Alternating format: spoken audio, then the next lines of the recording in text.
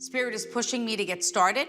So I am gonna say this to you. Sometimes when I feel a lot of excitement, before I actually get to the other side, Right. it's usually of a young soul. So, did you lose a child? I did. Okay. So this is who you wanted to connect with. Yep. My daughter, Maddie, wasn't your normal 21-year-old. She was really smart. Once she finished high school, she became really focused on education and then surprised everybody how well she did. I saw a future congresswoman in her. She was just a special kid. Yeah. She really was. Who died of the chest? Because I started to labor my breathing. My dad. Okay. So what happened was I felt the father energy step forward, but your daughter was there, and she says, Dad, you asked your father to make sure that he was there for your little girl. This was your number one fear, is that your daughter would be alone on the other side. Now, nobody knows that. Nobody knows. So your father wants you to know your prayers were heard, and more importantly, that your father was there to greet your daughter. I didn't think I would hear from my dad today. He died in 1980, and Maddie was born in 1997. She'd heard plenty of stories from me, and probably more than she ever wanted to hear. But that was a definite, like, wow, she's got to be here. Were you not expecting her to depart at that time? Because she showed me ups and downs. But then I felt like she was gonna make it. And then all of a sudden, she died. Yeah, that's exactly what happened. Were you gonna bring your daughter, or was there a treatment or something that you had hoped for? Because I said to her, I go, what did you have? She goes, Teresa, she goes, they never would have expected to find it in someone like me. So that's my symbol for where it's rare. And then when they show me like spreading like this, it's my symbol for a very fast-moving, aggressive, there's no stopping it. Yeah. Once it comes to the lung, there's no stopping it, and that's what happened. 19 years old in March of 2017, she was diagnosed with synovial cell sarcoma. And it was a tumor in her leg.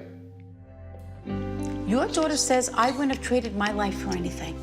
And it validates her personality here in the physical world on how strong she is and how determined of her not sacrificing quality over quantity.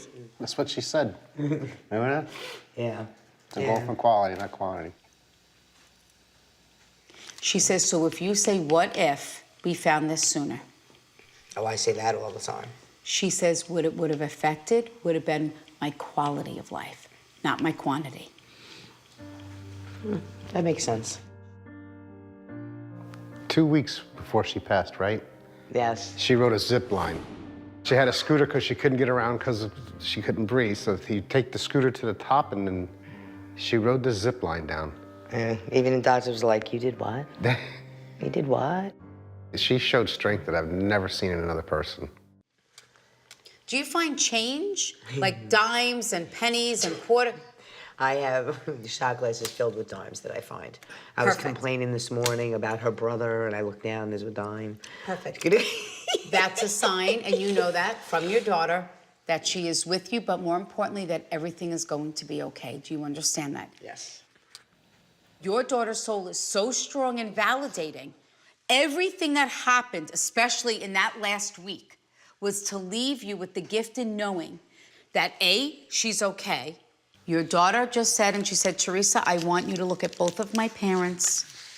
She says, you have to take care of yourself inside and out to be able to take care of everyone else around you.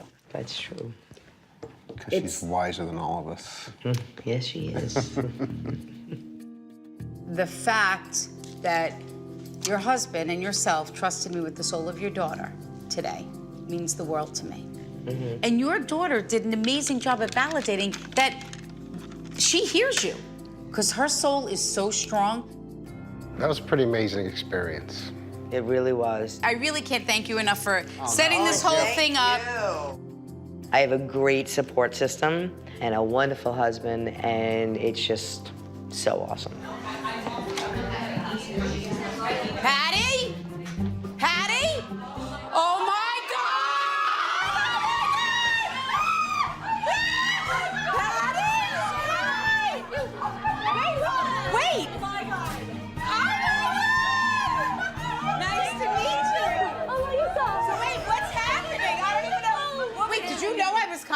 Yes. Oh, all right, well, thank God. Oh, okay. So I sent everyone a group text inviting them to come about, Channel 12 News is coming, it's gonna be great, they wanna talk to us because we're Sandy survivors. And then I started to get some phone calls and I thought, I'm just not even gonna answer because people can tell if I'm lying. So I didn't answer their calls. And it worked out great because everybody was shocked and surprised. What was going on here? What was happening before I got here? Drinking! Let her drink!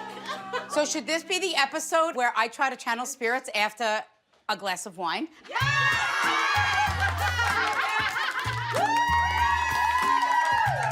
No, I can't.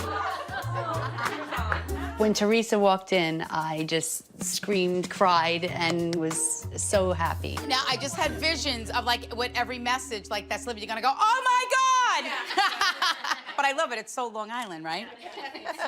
So, I'm just gonna give a little speech on how I read, receive my information. Your loved ones are actually living life through your eyes. So they're gonna give us the amazing ability tonight to be able to feel and remember the pain, the sorrow, the loss, and the grief, but then in the next moment, they're gonna have us laughing. Because I don't know if it's your mom. Is your mom departed? Is your dad also passed as well? Because she's going, hurry up. She goes, she knows how this works. What do you got to give a speech for? But your father, he just wants to get this over with so he can get back to whatever he's doing. Awesome. I just like seeing this empty recliner, he's got to get back to it, right? Is this your mom's jewelry? Because your father said, you better talk about the jewelry because that's all she wants to know. Yes, that is so great. I'm wearing my mom's teardrop necklace. I've never worn this, actually. I've had it, never worn it first time. And I have my mom's wedding band on. And I was gonna take the necklace off, and I was like, I don't know if it matches. And my daughter's like, no, leave it on, Mom. Who's the young soul that departed? Where does the sister come in that's passed? That's my sister. Because your mom said, we never thought we were gonna lose her. Oh, okay. And then I saw, she was so big. So sometimes when they show me small and then little, it means that the soul grew on the other side. So validating that she has been with the family all these years. Okay. My sister passed away when she was 2, when my mom was pregnant with me. And I'm sorry, but my mom has all our names and date of births on the back. And she used to have my sister's picture inside. It's not there anymore because it's an old necklace, but definitely my mom, she was just so loving and not strict at all because she lost a child. I don't know what this is. Who had a tube down their throat? My dad. Okay. So this is to validate, see, Spirit makes me feel things, because this is something that was upsetting to you, right? When you would go and you would say, oh my God, this isn't my dad, he can't talk, he's got this thing, and the gurgling, the sounds. So validating for you that your dad is saying, I don't want you to remember me in that way. That's exactly what he would have said. My name is Jen, and I am from Massapequa, Long Island. My dad was strong, very loving, caring, funny, There's just no words for the love that he had given, shown my children to the very end. He said, I died on my terms. And then you say, oh my God, but why did he have to suffer like that? He did. He says, it took them 3 weeks to let me go, Teresa, to say goodbye. 3 weeks. He goes, these 3 weeks needed to happen. I needed to make sure my family knew that there was nothing left to do and that we did everything that we could.